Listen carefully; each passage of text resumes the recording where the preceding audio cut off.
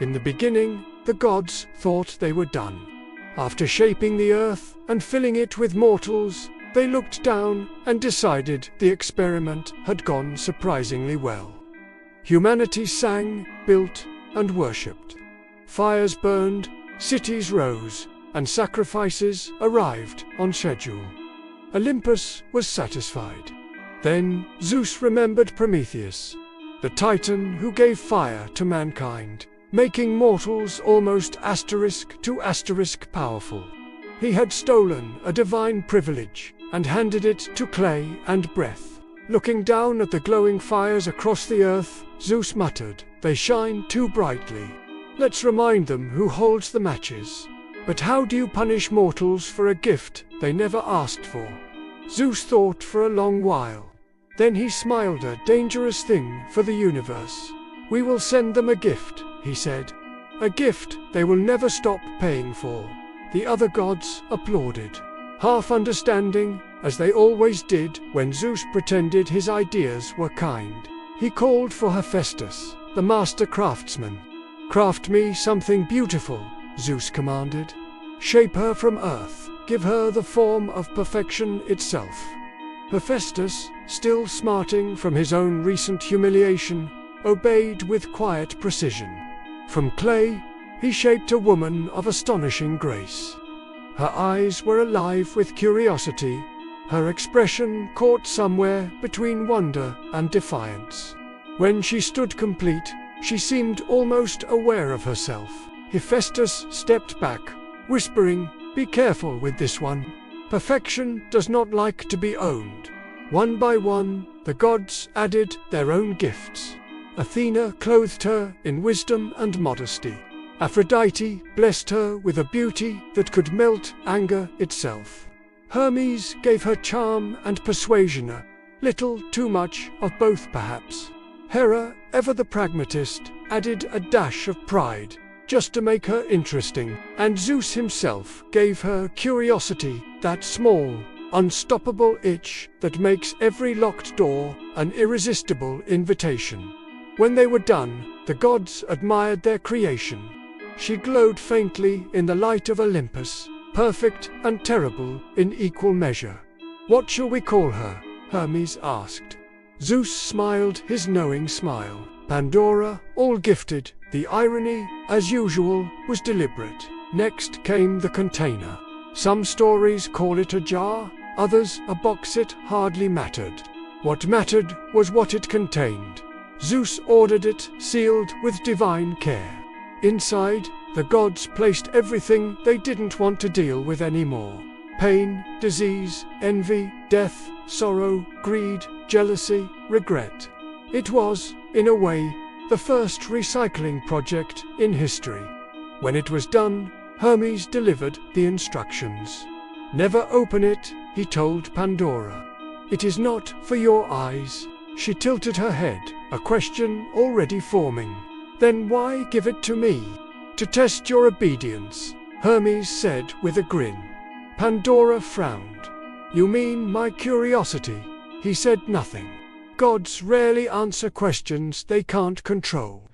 Zeus sent Pandora to Earth as a gift for Epimetheus, brother of Prometheus.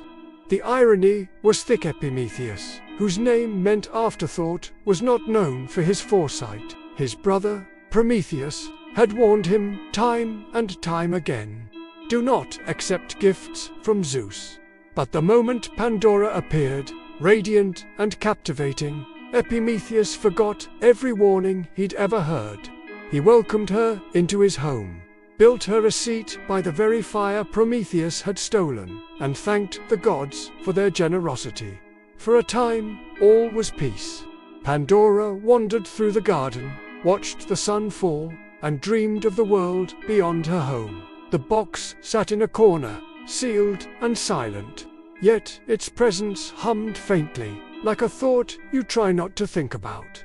Sometimes, at night, she would stare at it and wonder, why give something so beautiful if it must never be touched? The question grew louder each day.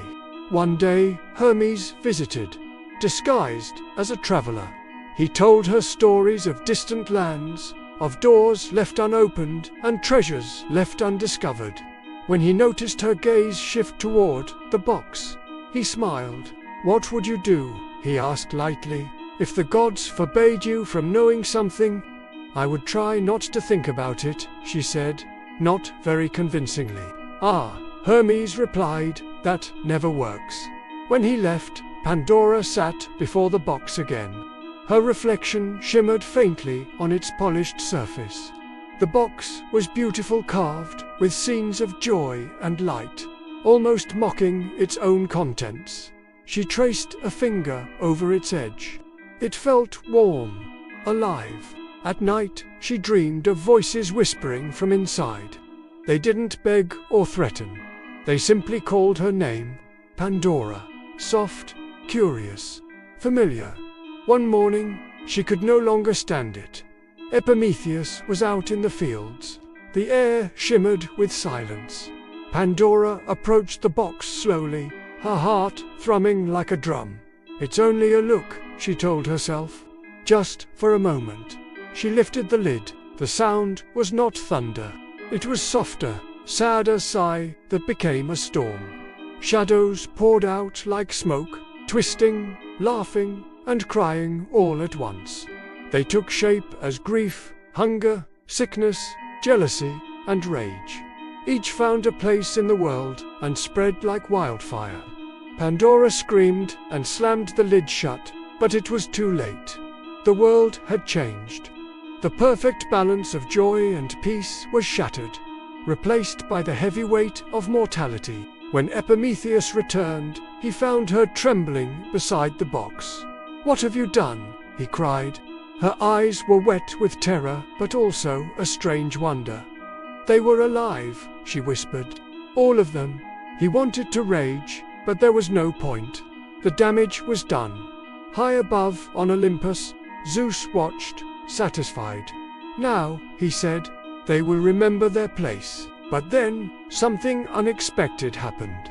From within the box came another sound. Soft, steady, not a cry, but a gentle hum. Pandora, still shaking, opened the lid one final time. Inside glowed a faint, golden light. "Hope," said a voice her own, though she didn't understand how. She reached inside and cupped the light in her hands. It fluttered like a bird, fragile and bright. When she released it, it rose into the air and scattered across the world. Wherever it landed, mortals lifted their heads. They still wept, they still hurt, but now they endured. Zeus saw this and frowned. Who left that asterisk inside? Hermes cleared his throat. "You said to fill the box with everything." Zeus glared. "Hope is not a curse." Hermes smiled faintly. "Depends on who holds it." The gods debated whether to take it back, but it was too late. Hope had already learned to hide in mortal hearts. It became the one divine thing they could never lose, no matter how much the gods tried. Zeus sighed. "Let them keep it. They will need it to survive what comes next." And that was the beginning of the world as we know it, imperfect, painful, but forever resilient. And it leaves us with a question. Was Pandora's curiosity a mistake? Or was it the necessary act that gave humanity the one thing the gods never intended for us to have? Thanks for watching. If you enjoyed this journey into mythology, don't forget to like, subscribe, and hit that notification bell for more stories. See you next time.